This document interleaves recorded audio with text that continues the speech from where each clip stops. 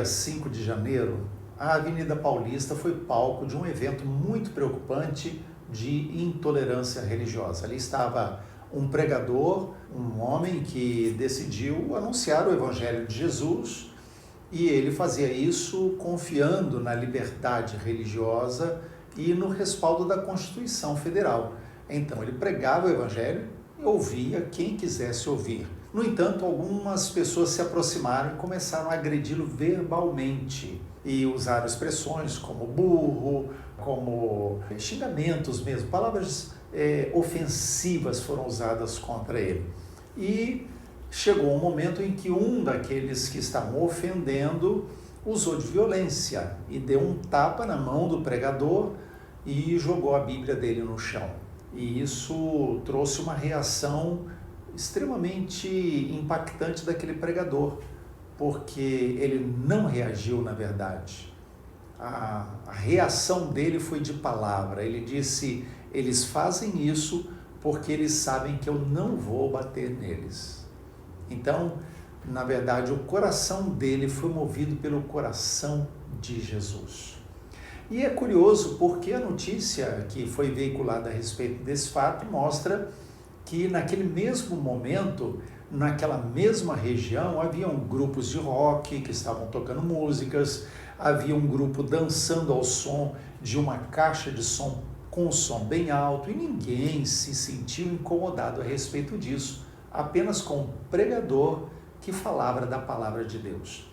Então tem ficado mais evidente, cada vez mais claro, a intolerância ao cristianismo na nossa nação. Mas é fato que a liberdade religiosa, a liberdade de expressão, são liberdades guardadas pela nossa Constituição. Todos têm o direito de manifestar as suas crenças de forma pacífica e respeitosa em qualquer momento. Então aquele homem foi agredido ali naquele momento porque ele estava expondo a sua fé.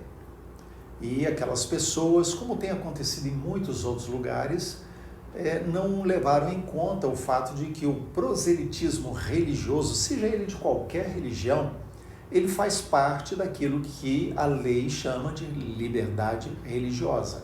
Pregar o Evangelho ou pregar a sua própria crença para outros é um direito garantido nas nossas leis, na nossa Constituição. E para nós, como crentes, pregar, evangelizar, sempre sim, com respeito. E respeito e amor será sempre a marca do cristão. O grande problema, a grande preocupação é que a resposta a essa não agressão do cristão não pode ser um motivo para o uso da violência daquele que não crê da mesma forma. E aí nós vemos que nos dias que nós estamos vivendo, hoje, às vezes até aqueles que deveriam defender a liberdade religiosa, a liberdade de culto, a liberdade de pregar o Evangelho, se colocam numa posição contrária a isso.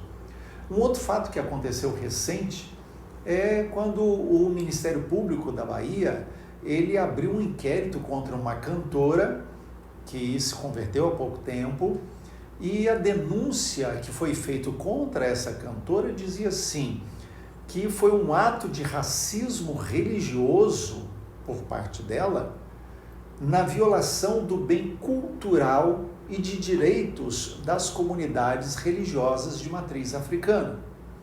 Por que eles estavam alegando isso? Qual foi o crime que eles alegaram que essa cantora cometeu? Ela substituiu numa música, na letra de uma música que ela mesma cantava, ela substituiu o nome Iemanjá por Yeshua, que é o nome de Jesus no hebraico. Ou seja, era uma música dela, música da equipe de compositores dela, e no entanto ela foi criticada e agora está sendo processada porque ela fez essa mudança na letra para colocar Jesus em evidência naquela música.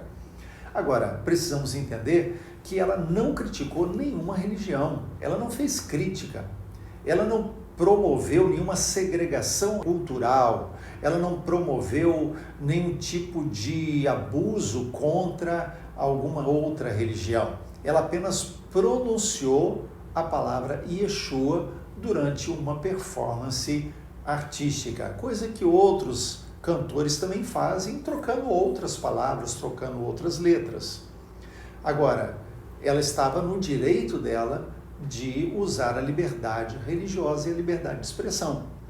Agora, quando a gente olha para a Bíblia e vemos todas essas situações acontecendo, a Bíblia nos diz lá em 2 Timóteo capítulo 3, versos de 1 a 5, da seguinte forma: sabe, porém, isto, nos últimos dias sobrevirão tempos difíceis, pois os homens serão egoístas. Quer dizer, as pessoas vão se preocupar mais consigo mesmas e não vão se preocupar com a liberdade das outras.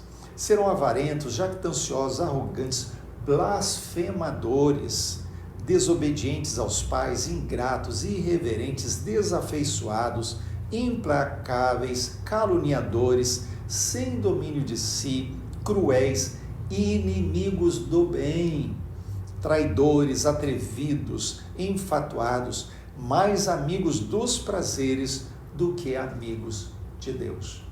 E se a gente olhar lá em 2 Timóteo também, no capítulo 3, que nós já estamos lendo, mas no verso de número 12, diz assim: ora, todos quantos querem viver piedosamente em Cristo Jesus serão perseguidos. Então aquilo que aconteceu com a cantora, ou que aconteceu com aquele pregador, na verdade não é nenhuma novidade. Ao longo de toda a história do cristianismo, cristãos têm sido perseguidos por causa da sua fé. E aquele que quer viver de forma coerente com a palavra de Deus vai experimentar em algum nível perseguição. Também em 2 Timóteo, no capítulo 4, verso 5, diz assim: tu, porém, sê sóbrio em todas as coisas, suporta as aflições, faz o trabalho de um evangelista, cumpre cabalmente o teu ministério, ou seja, cumpre cabalmente aquilo que Deus te mandou fazer. Então, quando nós olhamos para isso, nós vemos que a palavra de Deus está, na verdade, nos chamando para tomarmos uma posição de firmeza e mantermos a nossa fé e a coerência na pregação do Evangelho, sem nos deixarmos intimidar por aqueles que se levantam contra. Agora, existem muitas pessoas que num momento como esse, eles se levantam e dizem: olha, precisamos de leis mais rígidas, precisamos de leis que nos defendam, precisamos de leis que nos ajudem nessas horas. Mas eu quero dizer uma coisa: nós não precisamos de mais leis. Já existem leis aos montes do Brasil e muitas leis criadas para não serem cumpridas. Então não é uma questão de ter mais lei ou não ter mais. A questão é ter mais oração ou não. Porque o que a palavra de Deus nos diz é que se o povo de Deus realmente orar e clamar ao Senhor, Ele vem fazer algo extraordinário na terra. Veja comigo o que diz 2 Crônicas, capítulo 7, o verso 14. Ele diz assim: se o meu povo, está falando então do povo de Deus, não é todas as pessoas, o povo de Deus, se o meu povo, que se chama pelo meu nome, diz o Senhor, se esse povo, que é o povo de Deus, se humilhar, orar, buscar a face do Senhor, se converter dos seus maus caminhos, então o Senhor o ouvirá dos céus, vai perdoar os seus pecados e vai sarar a sua terra, vai trazer cura para a sua terra, vai trazer vida para a sua terra. Então, mais do que leis para proteger a pregação do Evangelho, o que nós precisamos é mais oração do povo de Deus, um povo que busca o Senhor, se humilhe diante dele, confiando que o Senhor virá e vai sarar a nossa terra.